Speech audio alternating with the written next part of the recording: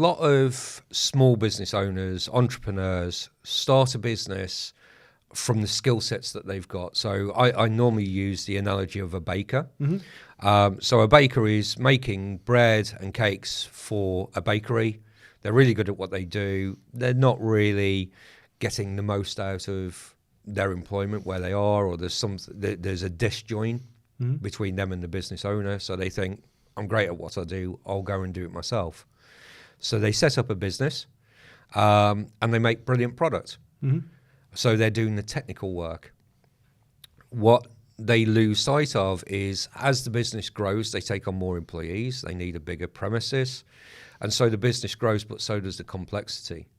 So rather than doing the technical work, they end up running the business, which is a completely different skill set to what they've had. So they learn on the fly, which is what I did.